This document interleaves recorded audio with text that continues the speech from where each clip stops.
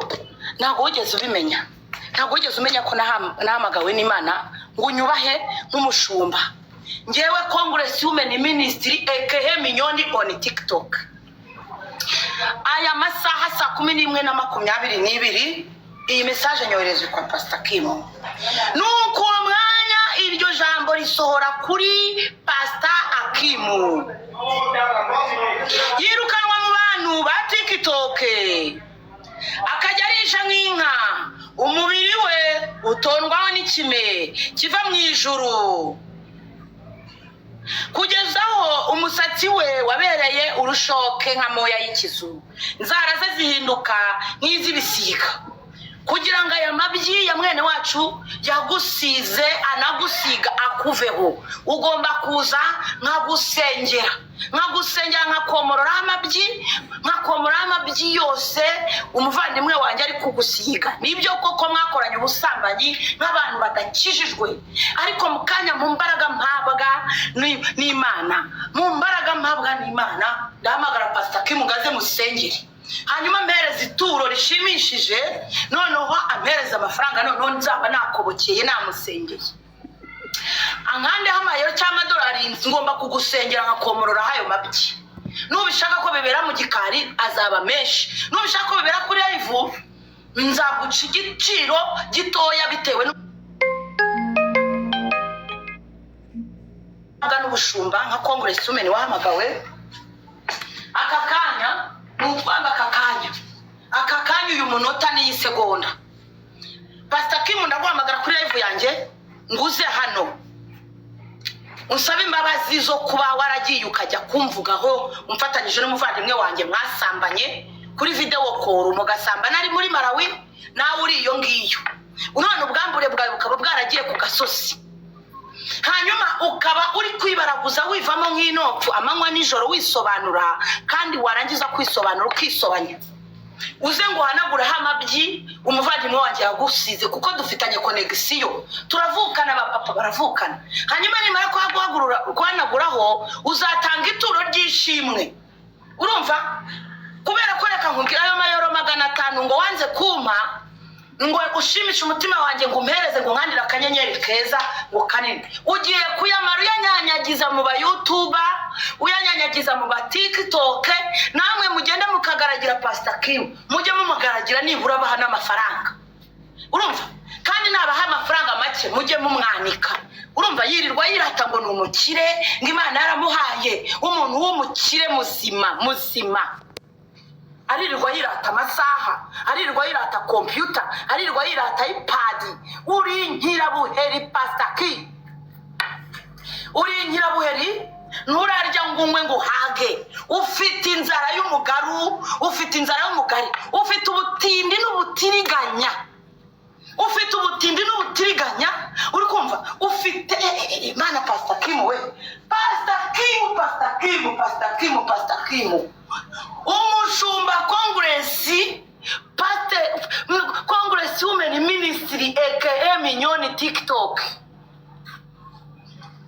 ndagira ngo mbwire ngo ndashaka kukwamurura hayo mabyi mwene wacu yagusisi n'ukuri Imana umuntu yanitse nta muntu ujya umwanura dore ukuntu Imana iri kukwani kukishyira hanze nimugwara yivuze ukuntu woherereje ngo ubwambure wawe girlfriend ngo biri muri box yari yagutwitse maze ushyira hanze ubwo bwambure bwawe ejo bundi kuri pano yawe wavuze ngo imbo kuri pano vuga imbo umunsi nasoraga imbo parastike nkayitwika ibintu byose by'umwuka mubi wo kwikinisha wari warohereje muri famille yawe nibwo Satani yatangiye kukwanika arakwanika amanywa nijoro umunsi wa nkandaga 30 ku manywa nari niriwe nwika ibibumbano bya Bayali nari nabiringiye hakugira ngo niringire umugabo nkanje nk'umugore mwiza wambara nkaberwa urumva uberwa n'ikanzu wambonye umugore mwiza igitesi umutoni wamubonye umugore mwiza nkanje uberwa n'ikanzu umva ikibaju nkanje kankana ngo 30 bitanagura n'iyi misatsi iri ku mutwe wanjye bitanagura n'iyi kanzu uvandimwe wanjye abyaye 5 ngiye mbyaye rimwe umugani we nabuze nuntera n'iyindi ndi igishwa ziko naheze kwishyiga urumva naheze kwishiga niko Pastor Minyoni kuri TikTok Congress Women Ministry niko umva reka nkwibutse ukuntu narasenze ngo Imana ikwanike ndarira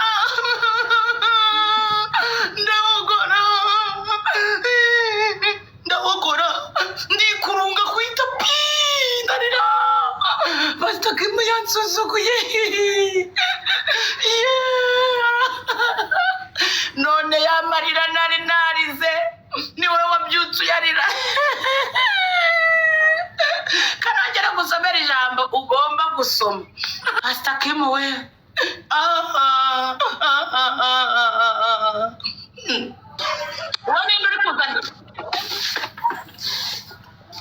Wani ndio bazamuye ko nta muntu nyene ko muzamura Nubwo muri kunzamurira abantu muri kuzamura abantu mubajyana hehe ngewe nazakura n'abamodereta mwese nkabamaraho nta muntu uri kamara muri kujyana aba bantu hehe muzamure Pastor Kim wenyine Pastor Kim wenyine ni wemere kuzamura nta muntu mwemere kuzamura ubungubu Minister Congress Women Minyoni wa TikTok ari kuvuga ukazamura abantu ngo bamuvugiremo ngo nzamura wowe zamura Gayusi niko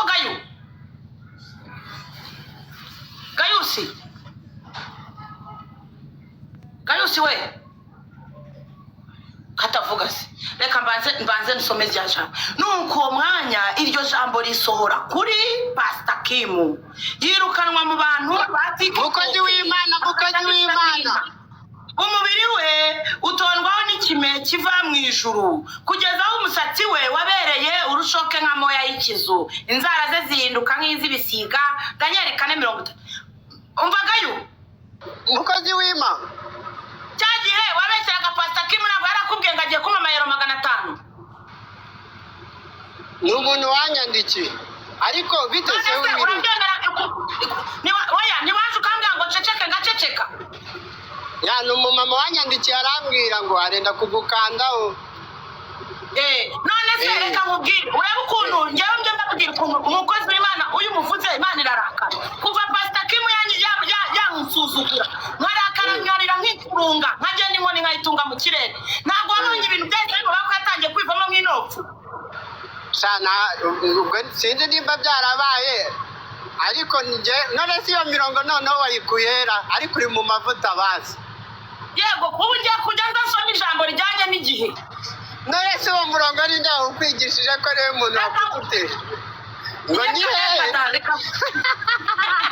ubu natete napfuye ngo yewe mbabarira ni ukuri maze iminsi niyegereza abacunga amanywa nijoro uri kumva maze iminsi ndiyegereza kugira ngo ngewe ngeze mbabwire ijambo umurongo wo muri Bibiliya ibi bintu kugira ngo Pastor Kim asuzugura narangiza ajye kuri pano ye mu bakristo amvuge biriya bintu si bibi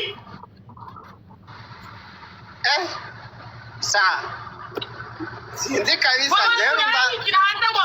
ngo hari umugari friend we ngufite ngo yamwerekeye muri boxer mwashanga byavuzwe naje reka ninde sinigeze mbibona naje buriya nyuma simbizi nje ibyabaye yavuze ngo hari umugari friend ngo kera ngatarakizwa ngo hari igihe boxer yamutwitse ngarangije ngafotora amajyanye ngo aramwoherereza dore wa muntu kandi arongera aranyandikira kandi abantu nibo nyaniri umusore wongera ashaka kongera kutublackmailinga mujye mureba arambwira ibyo bintu ngo bubyiyorenga ibyo bintu ngo arabikoraho none ariko nge abashaka kunteranya nawe rwose wampaye ifoto y'uwo muntu reka ndatwaye ariko mukaye ni wenda ngeze ahantu mparika ndareba uko nayigura wambaye ifoto none mukuraho ifoto wihuta ikibazo ndatwaye mana we nta kuntu wakuraho ifoto y'uwo muntu vuba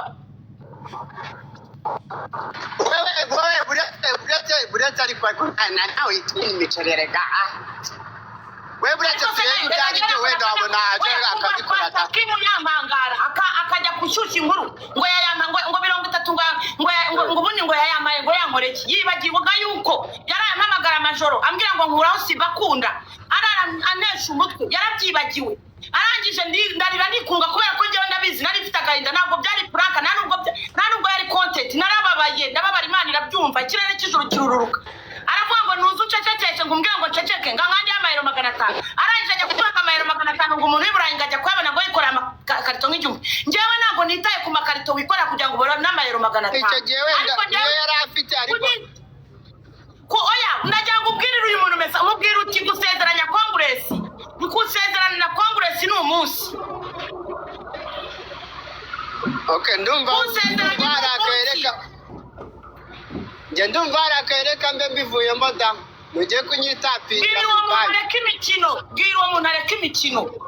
muntu areka imikino nzamukura mu kanwa rukanyubahishije akanyubahisha nk'umushumba yasuzuguye akajya kuvugira kuri pale akajya kumfatanya n'ubwambure bwe n'umuvandimwe wanjye none se minyo babatanga buhamya wababonye ubu numvaga wagafunguye ari muri babatanga buhamya umutanga buhamya rero namubonye ariko nta telefone yo kuza kuri TikTok afite ahubwo reka mu telefone twumve oya turashaka inkuru ya Olive abana bari abantu bagucuruje uriya mwuka rwose tugombe tuwamaganye uretse wumve imyuting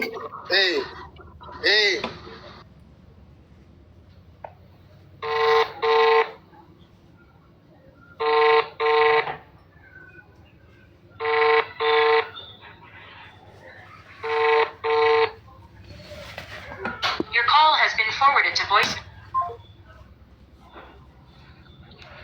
Ambo Shariro is my name. Noneho abaturanyi mba nabahaye show.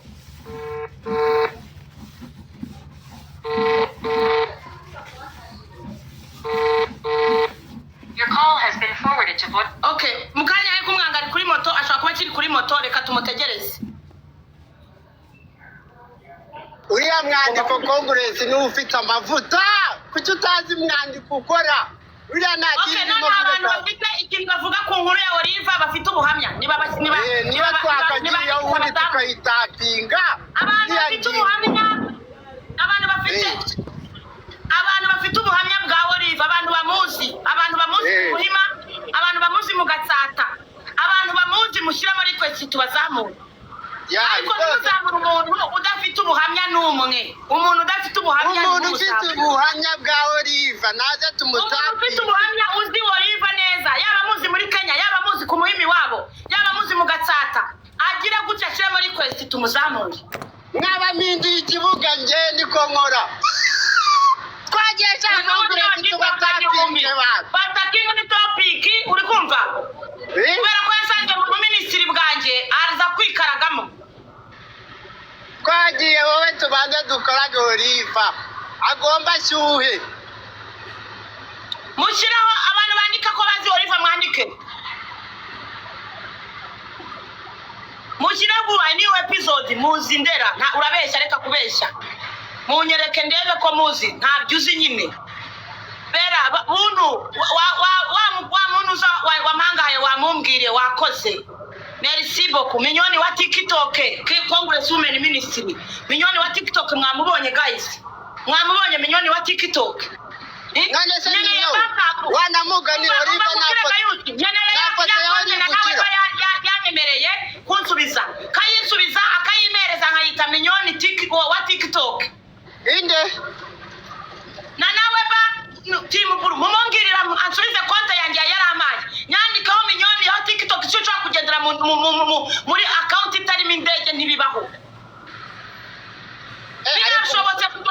binashobotse ku bubasha mfite n'ukuntu amaranye konta yanjye igihe kinini yagakwiye kumara evo 35 na nawe ba urabizi neza kumubwira nawe reka turaza kumubwira ndaza kumubwira itonde gato na nawe ba nyeneye konte ya revo 35 ubundi nkaba minyoni wa TikTok nkajya nyigurukiramo minyoni wa TikTok urumva nkahita nandikaho nyuma na nawe ba na nawe ba minyoni TikTok na nawe ba cyangwa cyangwa timu nakuno sharinga Dominique nakuno sharinga Dominique ari mu kazi sigaye ukora umwandiko wenyine ngiye nicyo nsigaye mfa nawe ntabwo mweruka Dominique yarambwiye ngo kunyereka naza tutaramanye neza niba tutavugana na sheri wawe umva ukuntu bimeze indaya ziziranye na Oliva ashobora kuba yaracuruje muri umuna wawe agacuruza mukuru wawe agacuruza mwene wanyu ngwino hano utanga ubuhamya Team Congress twakubonye urahari umva ariko manze mbabwira ijambo rya Nebukadinezar na n'ubu ntandaya zira ndahari ndamuzi ubwo se iyo ndayiramuzi kwe ntibyari umva sheri nzakuvugisha mwaka shize mu mwaka urakoze rata uriya muntu wamumbwire ya borotsa konte zanjye ngeraho ndaruha nanga kuzana izindi ni ikigo ry'indi gicucu uramubona rero umva ukuntu gahunda zimeze gake ninde zakuborotse kandi n'umuntu nagiye gusenga kuri live ye arambwira ngo nimuhe nimero ze ngo zanjye tuvugane mu gikari ndamubwira ni ngiye mvugana nawe mu gikari iki ngo mubwire inama nungire inama z'iki muzamure abantu bari kuvuga ko bazi ibya Nuza ibya Oliva ariko hari n'umuntu ufite ubuhamya bwa Pastor Kim nawe yabutuzanira ndamuzi muzamure neza nizere ko ufite amakuru yose muzana amakuru hano ya Oliva muzana amakuru ya Oliva Pastor Kim nongere nguburire reka nguburire Pastor Kim niko bavuga mu kigande uretse ariko uwo muntu ariko zuko baradukanaho gute waretse naje ko nifite injawuro wabayiritsa nawe rero ato nashingutse mubwo mutapinga ku giti cyawe oya njye baregura bizi kutankoresha ntabwo ntunze urantunze se wowe urankoresha amatelekomande wowe ngeze niko nkubwiye njyewe ubwo utangirwa nawe reka nigendere utanyitapiye igendere ihute Igo cyangwa imyutinge ariko kuncecekesha byo ntabwo byagukunda ego ko bawe ako se yarakaye nuko uwo mwanya iryo jambo ritora kuri Pastor Kim yirukanwa mu bantu ba TikTok akajya arisha nk'inka umubiri we utondwaho n'ikime kiva mu ijuru kugezaho umusatsi we wabereye urushoke nk'amoya y'ikizu inzara ze zihinduka nk'ibisiga Daniel 4:30 mugende muhasome iryo niryo jambo rya Pastor Kim kandi bigiye gusohora nonaha ngiye gusohora nonaha rwose munzamurire izo ndaya baducuruzanye izo ndaya zaba ziza makuru ajyanye na Oliva muzizamure kanongere mamagare wa mutanga buhamya rwose wabuze telefone yo kuza hano mana wambaye ubushobozi abantu bose babaje nko gutanga ubuhamya babuze ubushobozi ngajya ahita mbahereza ubushobozi akakara nk'ubu nkaba nahise mujyana mu mujyi nkamuhereza telefone nkamugura telefone akaza kuri pana umuntu abura telefone yo kuza kuri pana kuri TikTok ko ngo ngatanga ubuhamya ni muzizamure nimba zanditse Your call has been forwarded to ariko se aka kanya baye si twavuganye mu kanya aka kanya baye iki koko abaye iki nyitaba uzutanga ubuhamya bwose ku murongo wino utanga ubuhamya ukuntu Oliva byagenze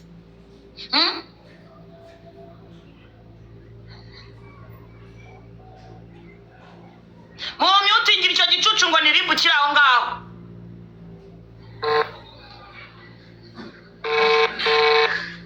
uriyandikaho ribu nta soni urigira ribu wowe Your call has been forwarded. Mana we izi ndaya koko uzirana amakuru bigenze biti kuva mu buraya imyaka 12 ntago wawe ukibuka indaya rwope nta nimwe nibuka nta nimwe tugira na connection nta nimwe habe niyo kubara inkuru mbure n'indaya kubara inkuru koko indaya ko zibuze ndaya mumeze muti ubu nta ndaya Oliva acuruze nta ndaya imuzi ndaya uri hano ubana yanjye uziko unaretse uburaya burundu imyaka 12 none mbuze n'indaya kubara inkuru karagahinda pe kubona mbuze n'indaya kubara inkuru koko akumiro n'amavunja buryo mbuze indaya yo kubara inkuru ngiye Congress. Rero reka mbakomeze rero ibya Pastor Kim arifata ati Congress ngiye gushimisha umutima wawe. No nanjye koko ndavuga ati koko Pastor Kim agiye gushimisha umutima wanjye.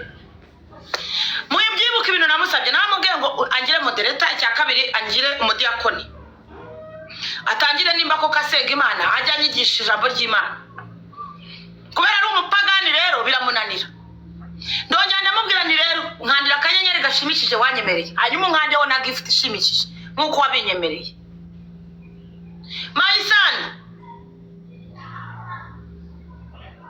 nkuko wabinyemereye. Arangije agiye kunkandira akanyenyeri gashimishije nkandaho 30,000. Umugore rero w'igishubazi ko ngiye Congress umena kimara kunkandaho 30,000 ndarakara ndagenda mumukara ndangije ndagenda njya mu kibuga ndibaransa afata inkoni ya Mose ntunga mu kirere mamagara ijuru ndaribwa ni ngwe nurambarare kwa Congress. Iryo jambo ndavuga ni ngwe nurambarare kwa Congress. Uwiteka nawe amanukira kuza kunabara marayika w'Imana yitaza hano ngo hari abamarayika 12 ngo ubundi nagiraga abamarayika mumanuru wa muntu muzamuye nta muntu nyeneye muzamura ntimunzamura isukari.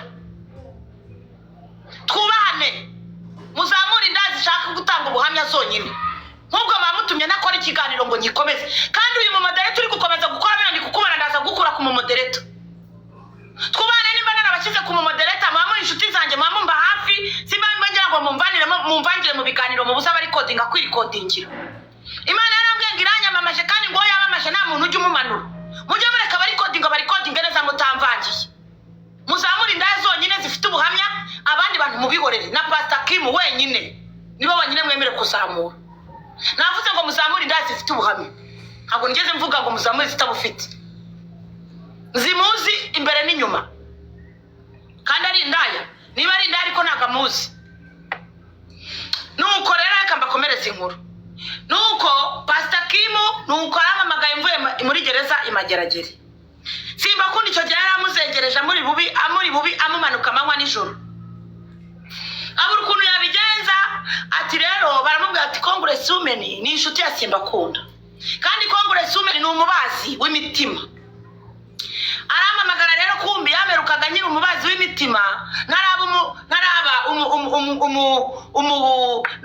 mbere nari umubazi w'imitima. Ubu ngubu nsigaye ndi umuturisha bugingo. Nsigaye ndi umukozi w'Imana. Nsigaye ndi Congress Women Ministry aka Minyoni on TikTok. Noneho aramamagara ati Congress nditabango karame Pastor Kim. Amakuru yawe ati ni Pastor Kim. Yamamagaye kuri telefone y'umuntu bita Lilibiju. Aramamagara arambwira ati ni telefone mu diakoni wanje Lilibiju. Ati ngwamagaye ngira ngo nkubwire ngo umbabarire unyize Simba kunda. Ndamubwira ni rero zura Pastor Kim ni ngiye kuva nafungurwa ndi umukozi w'Imana. Aturabeshya. Ni nukuri nawe uzaze kuri panange wigishe ukora ikimenyetso kugira ngo wereke Simba kunda ko waje gusenga kuri pano hanyuma mbicishe monganiriza Simba kunda kugira ngo akugire gute akureke kukubaga ko Simba kunda ara yamubaza mugezi habi. Kandi ndamubwira ni rero Simba kunda n'umuntu wifisonze bifitiye inzara uramutse umukandi akanyenyeri ukamuhereza n'ukuri Simba kunda yareka kugira gute kukubaga. Pastor Kim rero mu bucucu bwe kubera kumenyera kwiyabonesha kwirirwa yivuga ibigwi adafite kubera ko Pastor Kim ari nyirabuheri. Arangize nkaho yakoze ibyo namubwiye agenda turishe Simba kunda mu gikari. Aragenda ajya kumwanika kuri pano ari kumwereka ngo afite ngo za laptop ngo zihenze ngo afite ngo amasaha ngahenze ngo afite za iPad zihenze ari kumwereka imikufi na za diyama abireresa kuri Simba kunda mutera iseseme ajya kumubeshya ngo agiye kumuriza indege ngo agiye ngo kumurihira ngo amashuri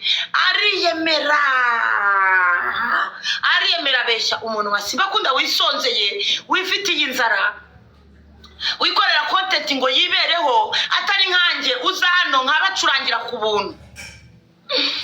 Nuko Pastor Kim ati ngiye gufata Simba Kunda mugira inshuti mwiyegereze,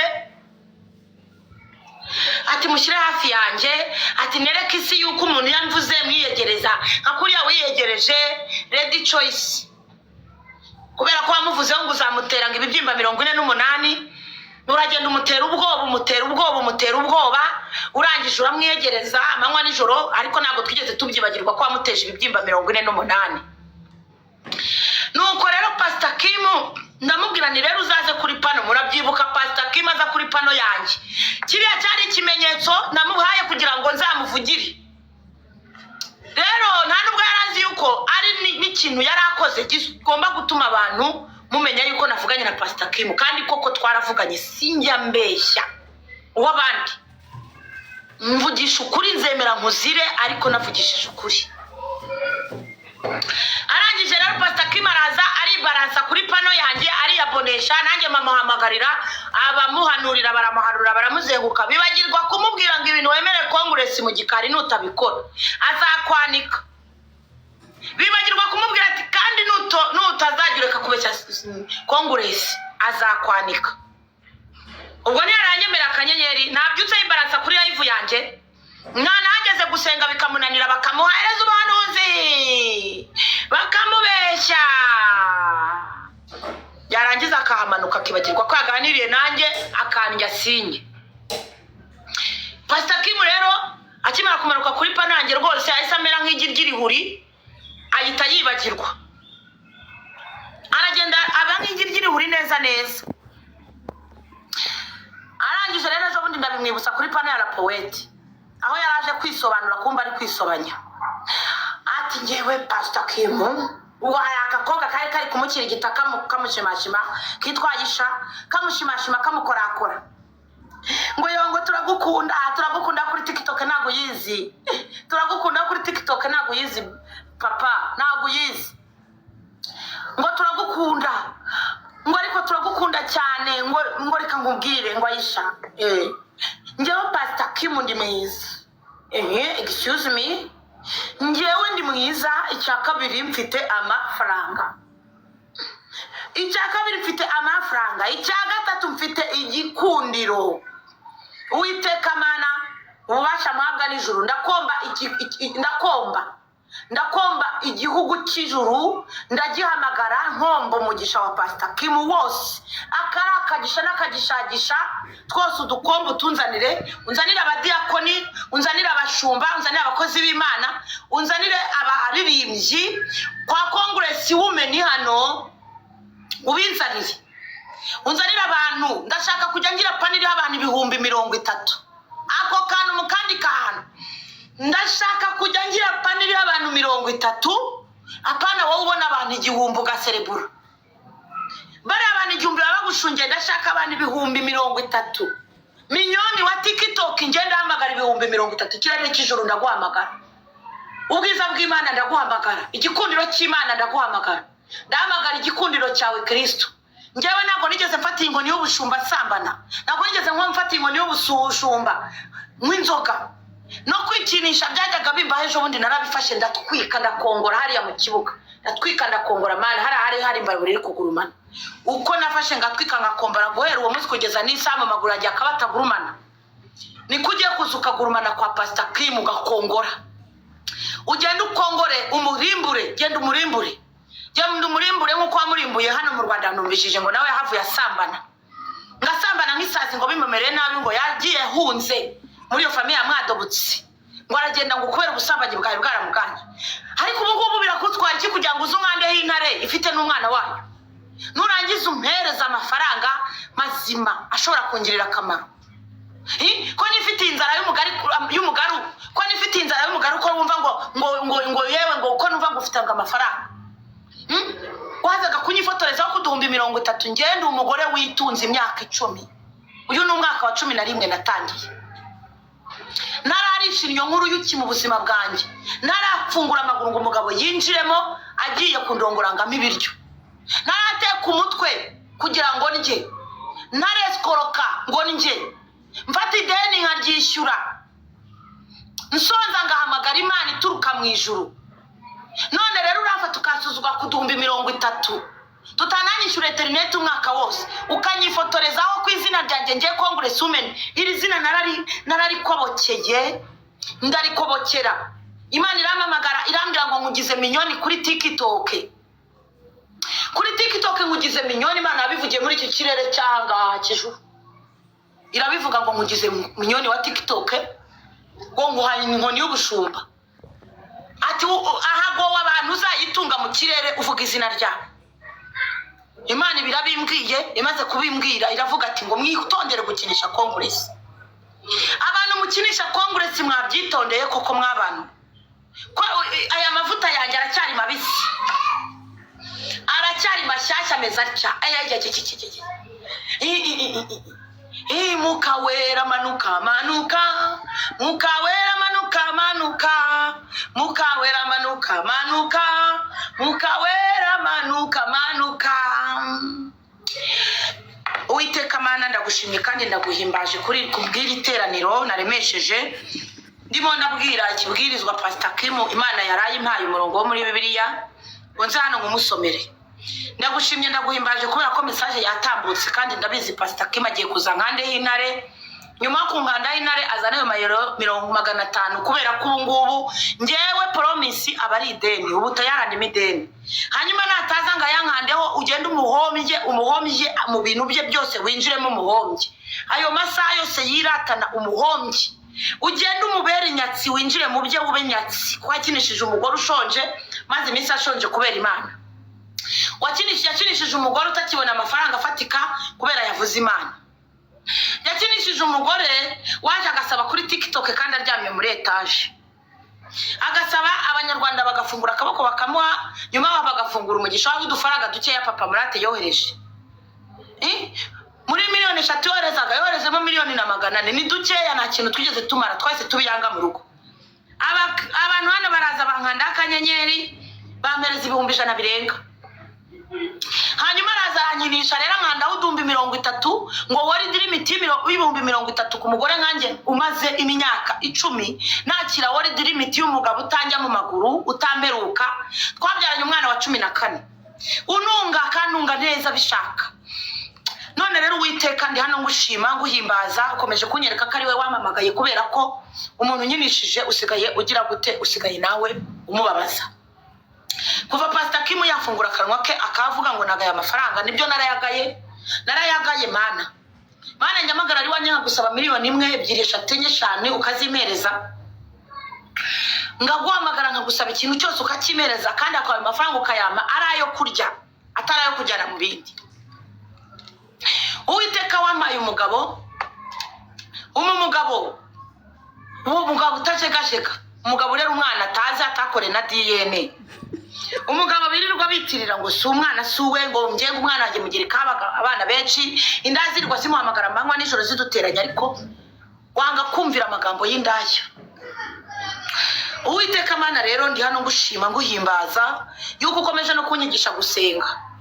Komeze kunyigisha gusenga rero nyene imirongo muri Bibiliya yo kubwira aba bantu nyene y'ubuhanuzi ko mumanuka nkanga nicaye warukwe kumpamireza mwuka wera. Muri aka kaya ngatangira gusoma amazina muri comment n'abahanurira, ngatangira kuvuga buri zina ryose riri kuzamuka, ngatangira guhanurira buri zina ryose riri kuzamuka, ngatangira gusengera izina Kristo wampaye mwuka wera. Mwuka wera marayika w'Imana nk'ubu kahita uzugagarara hano kuri no live. Uwiteka ukahita wigaragariza abantu. Uwiteka kuva Pastor Kim yasuzugura akansuzugura kuko abarore kuri pano ye uramufasha uramwanika ku karubanda ubicishije mu kanwa ke, ari kwishyira hanze ku buryo nimugoroba yavuze ngo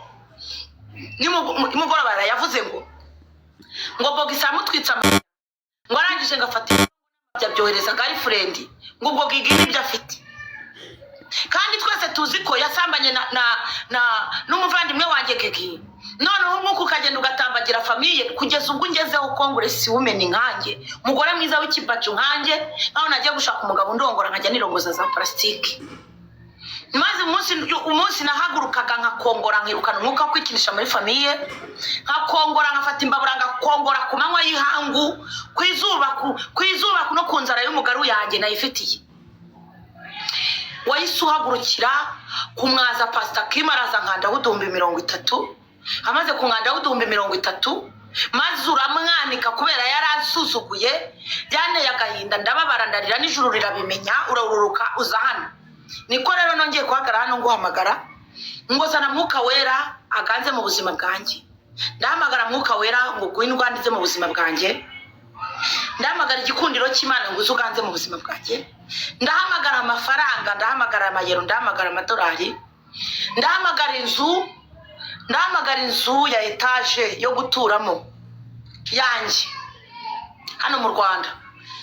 Ndahamagara amamodoka meza muri parking, amamodoka arenga 5. Ndahamagara business zambukiranye imipaka muri Dubai kugera muri China. Hanyuma abantu banje nkajya mbabwiriza kuri live ndi mu rugendo ndi kugenda, ababwiriza aho dukeya nkabereka ko y'Imana basengaga atari insazi, kubera ko batekereza ko Imana senga ari insazi. Rero aba bantu wabemeza, ukamereza ubwiza bwawe, ukamereza igikundiro cyawe, ukamereza amafaranga yawe, ukashyigikira, ukama imitungo, hanyuma abantu bakajya baza kumbaza ati Kongore burya ntago wari warasazi, tubwira iyo Mana wasenze bahehe. Rero ndagira ngo nge nicara hano kugira ngo mbwira abantu Imana nasenze ahantu iva.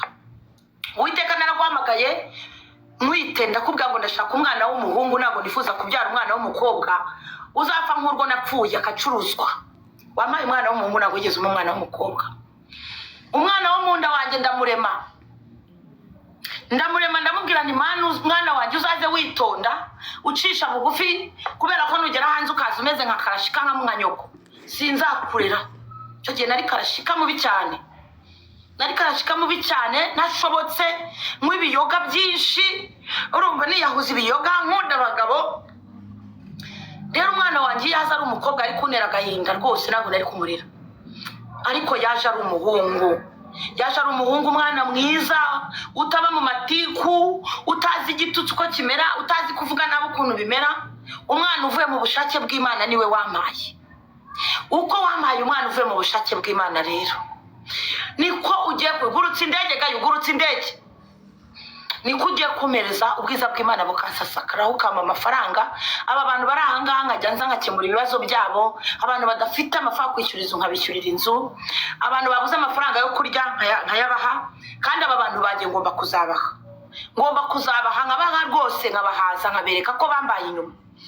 Thank you OG. Washaka ko bakuzamure. Hari inkuru uzanye uwo muntu ugomba kunkanda y'amayero 500. Hari inkuru uzanye y'uwo muntu ugomba kunkanda y'intare. Uzanye inkuru imeze iti mu bubasha mpabwa n'ijuru, mu bubasha mpabwa n'Imana yahamagariye Mageragere. Ni njyewe wa mugore Imana yahamagariye Mageragere mu kibuga. Ni njyewe wa mugore wahamagariwe Mageragere akavuga ngo ndasohotse, ngo ariko urugendo rurakomeje. Ni njyewe wahamagaye Kristo narakubonye maze